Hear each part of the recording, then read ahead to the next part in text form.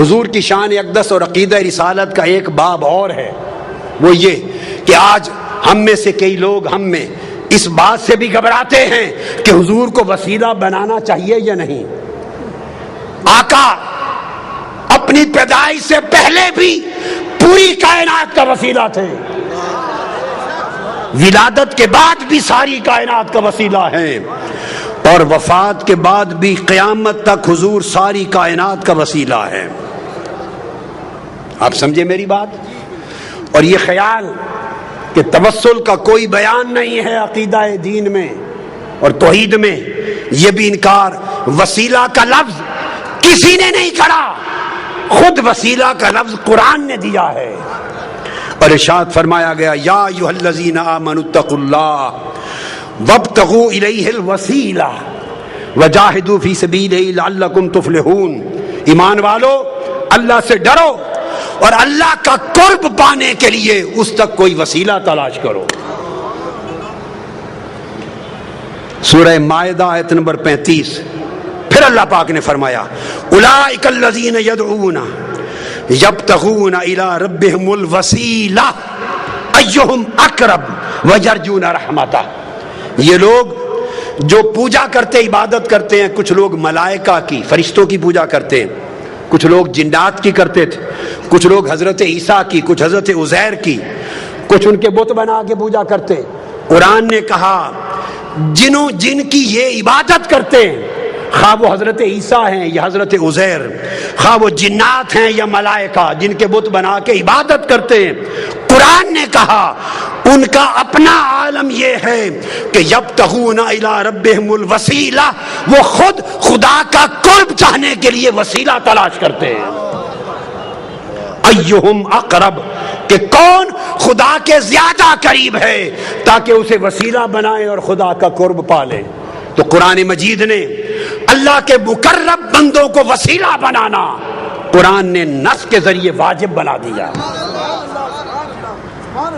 ارے وسیلے کو عقیدہ توحید کے خلاف سمجھنا یہ قرآن کا انکار اور شریعت قرآنی کی سے جہالت۔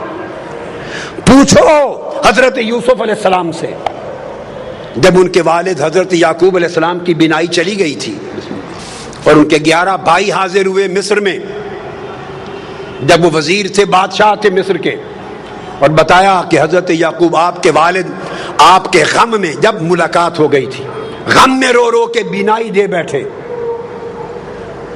اب قرآن کہتا ہے جب پتہ چل گیا کہ بینائی چلی گئی تو کیا کرتے؟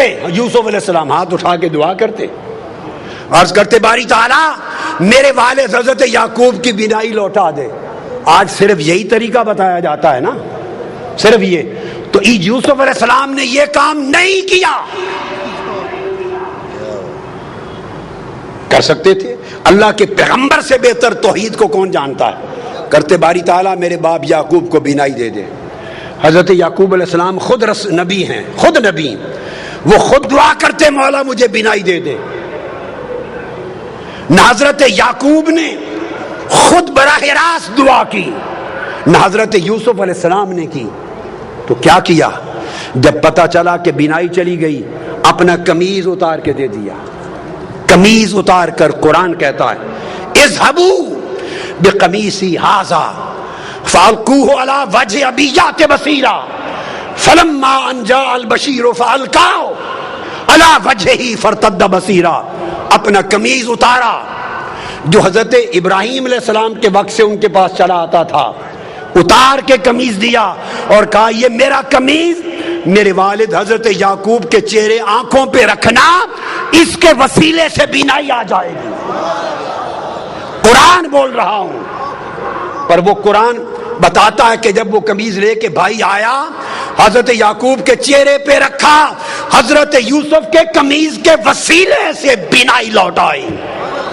اب وسیلے کا انکار کرنا دو پیغمبروں کی سنت کا انکار ہے اور قرآن مجید کی نص کا انکار ہے۔ یہ کیسی جاہلانہ توحید ہے جو تمہیں وسیلے سے دور لے جا رہی ہے۔ ارے وسیلہ مصطفیٰ کے بغیر تو آپ کے ہمارے باپ حضرت آدم کی توبہ بھی قبول نہ ہوتی۔ آقا علیہ السلام کی اپنی سنت دیکھیے کیا ہے. اپنی سنت آقا علیہ السلام کی کہ حضور خود بھی وسیلے سے دعا کرتے. سبحان اللہ. میں آپ کو حدیث دے رہا ہوں اور یہ حدیث دے رہا ہوں آج تک کسی محدث نے آقا کی اس دعا کی روایت کو رد نہیں کیا، رد نہیں کیا.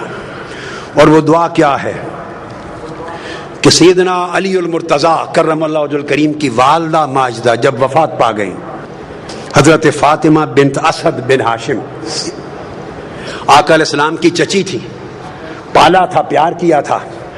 وفات ہو گئی جب تو آقا کو بڑا غم تھا. ان کی قبر کھودی مولا علی المرتضیٰ کی والدہ حضرت فاطمہ بنت اسد. جب قبر کھودی تو آقا علیہ السلام خود قبر میں لیٹ گئے. پھر ان کو لحد میں اتارا گیا. لحد میں اتار کر جب اتار چکے تو آقا علیہ السلام نے خود قبر پہ کھڑے ہو کے دعا کی. اب جو دعائے مصطفیٰ حضرت فاطمہ بنت اسد ام علی مرتضیٰ کی قبر پر آقا نے کی ہے وہ دعا سنیے. اس کے بعد وسیلہ مصطفیٰ کا انکار کرنا، اس کو چاہیے کہ دین اسلام چھوڑ دے، وہ بے ایمان. کسی محدث نے اس کو رد نہیں کیا.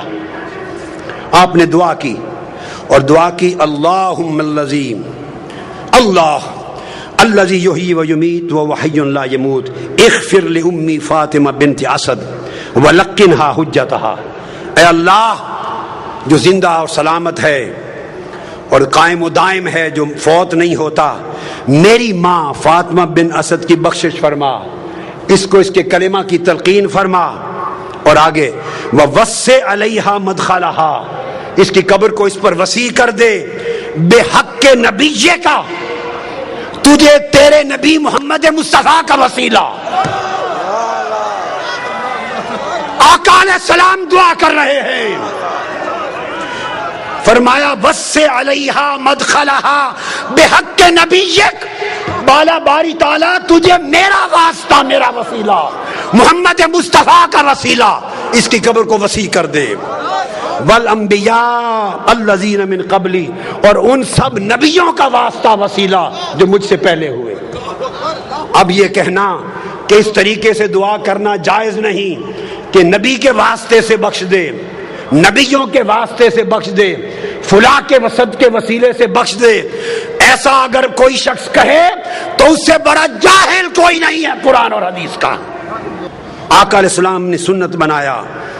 اس حدیث کو سنیے، امام طبرانی نے روایت کیا، امام ابو نعیم نے روایت کیا، امام حیثمی نے روایت کیا، امام ابن حبان نے روایت کیا، امام حاکم نے روایت کیا اور کہا رجال الصحیح ہیں، اس حدیث کے رجال سند صحیح ہے. یہ آقا علیہ السلام نے خود اپنے وسیلے سے دعا کی. ارے جب آقا علیہ السلام کی ولادت بھی نہ ہوئی تھی، حضرت عمر فاروق رضی اللہ تعالیٰ عنہ روایت کرتے ہیں، سرکار فاروق اعظم، اور اس حدیث کو امام حاکم نے روایت کیا، امام بیہقی نے، اور امام حاکم نے کہا ھذا حدیث صحیح الاسناد. پھر اس حدیث کو حافظ ابن کثیر نے روایت کیا، علامہ امام سیوطی نے روایت کیا، علامہ ابن تیمیہ نے روایت کیا، مجموع الفتاوی جلد 2 صفحہ 151 علامہ ابن تیمیہ نے. اور اس روایت کو بیان کر کے جرا نہیں کی، اس کو کہا کہ یہ حدیث دیگر حدیث صحیحہ کی قرآنی آیات کی طرح تفسیر کرتی ہے، مقبول قرار دیا. سیدنا فاروق اعظم نے کہا کہ آقا علیہ السلام نے فرمایا، آدم علیہ السلام جب زمین پہ آئے تو دعا کی، یا رب اسألک بحق محمد لما غفرت لی، میں تجھے واسطہ محمد مصطفیٰ سے بخشش مانگتا ہوں. اللہ نے فرمایا فقد غفرت لک ولولا محمد ما خلقتک، آدم تو نے مصطفیٰ کا وسیلہ پیش کیا ہے، میں نے تیری خطا معاف کر دی، اگر محمد نہ ہوتے تو تجھے بھی پیدا نہ کرتا. میں نے اختصار سے بتا دیا، اور اس کو میں نے کہا کہ ابن تیمیہ نے بھی تک نے اس کی تصریح اور تائید کی، اور امام طبرانی نے حدیث سے صحیح کے ساتھ تائید کی. اب میں اگلا حوالہ دے رہا ہوں. عبداللہ ابن عباس روایت کرتے ہیں، قرآن مجید کی آیت ہے، قرآن مجید کہ بنی اسرائیل جب لڑائی کرتے تھے اوس اور خزرج کے مقابلے میں یا کفار کے مقابلے میں تو فتح یابی کے لیے آقا علیہ السلام کا وسیلہ پیش کرتے تھے. اس کو قرآن نے بیان کیا کہ آقا علیہ السلام کے وسیلے سے کفار پہ مدد طلب کرتے تھے. عبداللہ ابن عباس روایت کرتے ہیں ان یہودا کانوا یستفتحون علی الاوس والخزرج برسول اللہ قبل مبعثہ. حضور کی بعثت سے پہلے اوس و خزرج پر فتح یابی کے لیے یہود حضور کے وسیلے سے دعا کرتے تھے. اور اسی روایت کو جو میں نے بیان کی امام ابو نعیم نے سن لیے, کتنوں نے روایت کیا دلائل میں. حافظ ابن حجر عسقلانی نے اس کو روایت کیا اصابہ میں, امام طبری نے تفسیر ابن جریر میں, امام ابن ابی حاتم نے اپنی تفسیر میں, حافظ ابن کثیر نے اپنی تفسیر میں, اور پھر امام بغوی نے تفسیر معالم التنزیل نے, علامہ زمخشری نے اپنی تفسیر میں, امام قرطبی نے اپنی تفسیر میں, امام بیضاوی نے اپنی تفسیر میں, امام نصفی نے اپنی تفسیر میں, امام ابن حبان نے اپنی تفسیر میں, امام خازن نے اپنی تفسیر میں, امام اندلسی نے اپنی تفسیر میں, ابن کثیر نے اپنی تفسیر میں, امام ابو سعود نے اپنی تفسیر میں, سیوطی نے اپنی تفسیر میں, اور علامہ آلوسی نے اپنی تفسیر میں, روح البیان نے اپنی تفسیر میں, امام شوکانی نے فتح القدیر میں, قاضی ثناء اللہ پانی پتی نے اپنی تفسیر میں. الغرض جو تفسیر دنیا کی ائمہ کی اٹھائیں, کسی ایک مفسر نے 1200 سال کے ذخیرہ تفسیر میں اس کا انکار نہیں کیا, ہر ایک نے بیان کیا. آج کوئی شخص کیا جرت رکھتا ہے کہ قرآن کی اس آیت کی تفسیر کا انکار کرے جسے 1400 سال تک ہر امام تفسیر نے اور ہر محدث نے اس کو بیان کر کے اس پر اعتماد کیا. حضرت معاذ نے کہا, یہود کو پکڑ لیا, حضرت بشر بن البراء نے پکڑ لیا اور کہا یہودیوں ہم جب مشرک تھے تم حضرت محمد مصطفیٰ کا وسیلہ دے کر ہم سے فتح مانگتے تھے اللہ سے اور فتح یاب ہوتے تھے, آج ہم ان پر ایمان لے آئے تم منکر ہو گئے. اتنا معروف قرآن کا حکم امام بہقی نے, امام طبری نے, ابن حاتم نے. الغرض اگر میں 500 کتب کا حوالہ دوں تو 1200 سال میں 500 تفسیریں حدیثیں پر جائیں. کون انکار کر سکتا ہے سوائے اس شخص کے جو جاہل ہے, جس نے عربی کتابیں کبھی کھول کے نہیں دیکھی, جس کو 2 سطریں پڑھنی نہیں آتی اور وہ لوگوں کے سامنے عقیدہ بیان کرتا ہے. پھر اس کے بعد آقا علیہ السلام نے حکم دیا, جو تو عمل تھے. حضور علیہ السلام کی بارگاہ میں ایک نابینا شخص آیا, عثمان بن حنیف روایت کرتے ہیں. عرض کیا یا رسول اللہ میں نابینا ہو گیا ہوں, دعا کر دے میری بینائی آ جائے. مختصر کر رہا ہوں. آقا نے فرمایا چھوڑ دوں آخرت کے لیے اچھا ہے یا کر دوں؟ نہیں آقا دعا کر دے ٹھیک ہو جاؤں. میرے آقا نے فرمایا پھر میں دعا نہیں کرتا, تمہیں دعا سکھاتا ہوں تاکہ قیامت تک میری امت کو دعائے وسیلہ مل جائے. دعائے وسیلہ تاجدار کائنات نے سکھائی. کون ہے مصطفیٰ کی سکھلائی ہوئی دعائے وسیلہ کا جو انکار کرے؟ آقا نے فرمایا گھر جا, وضو کر دو, نفل پڑھ اور یوں دعا کرنا اللہم انی اسألک واتوجہ الیک بمحمد نبی الرحمت یا محمد. پکارنا میرا نام لے کر, انی قد توجہت بک الی ربی فی حاجتی ہذہ لتقضی اللہم فشفع فی. دعا کرنا ہے اللہ میں تجھ سے سوال کرتا ہوں اور تیری بارگاہ کی طرف متوجہ ہوتا ہوں نبی رحمت حضرت محمد مصطفیٰ کے وسیلے سے, حضور کے واسطے سے. یہ کہہ کر آقا نے فرمایا پھر مجھے پکارنا, کہنا یا محمد. آج لوگ کہتے ہیں کہ حضور کو پکارنا جائز نہیں. ارے جائز ناجائز کی شریعت آپ نے اور میں نے بنائی ہے. جائز ناجائز والی شریعت مصطفیٰ نے بنائی ہے. یہ حق نہ تجھے ہے نہ مجھے ہے, یہ حق مصطفیٰ کو ہے. مصطفیٰ خود فرمائیں گھر جا کے دعا کر کے مجھے پکار کے کہنا یا محمد. تم حضور کے منکر ہو.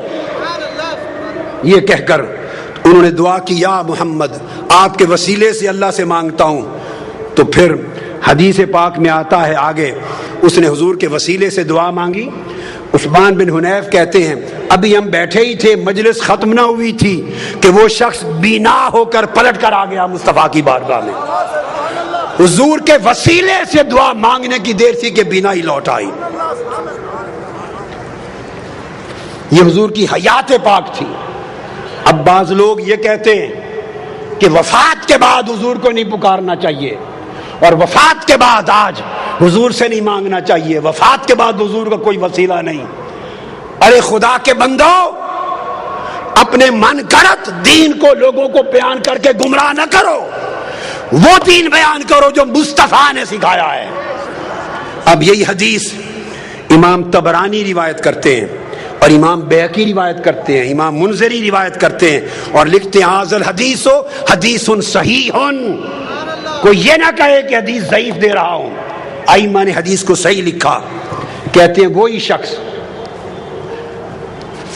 حضرت عثمان غنی کا زمانہ تھا, وہ حیات تھا, وہ جس کی بینائی لوٹ آئی تھی حضور کے وسیلے والی دعا سے. ایک اور شخص تھا, اس کو کوئی کام تھا سیدنا عثمان غنی کے بعد, وہ بار بار جاتا, دروازے کے بواب اسے ملنے نہ دیتے, اس کی حاجت پوری نہ ہوتی, وہ پریشان ہو گیا. اچانک اس کی ملاقات عثمان بن حنیف والی روایت میں, وہ جو نابینا تھا, حدیث الدریر, جو بینا ہو گیا تھا حضور کے وسیلے سے, اس سے ہو گئی. اس نے کہا آؤ گھر جا کے یہ دعا پڑھو اور حضور کو پکارو یا محمد. آقا علیہ السلام کا دور گزر گیا, سیدنا عثمان غنی کا زمانہ ہے. اس نے پھر دعائے وسیلہ پڑھی, یا محمد پکارا. پکار کے پلٹا, سیدنا عثمان غنی کے دروازے پر گیا ہی تھا, جو بواب اسے کھڑا نہیں ہونے دیتا تھا, اس نے بازو پکڑا اور عثمان غنی کی کرسی کے ساتھ جا کے بٹھا لیا. وہیں اس کا کام ہو گیا. اور محدثین فرماتے ہیں کہ اس سے ثابت ہوا کہ قیامت تک جب حاجت ہو تو وسیلہ مصطفیٰ کی ان کلمات کے ساتھ دعا کی جائے.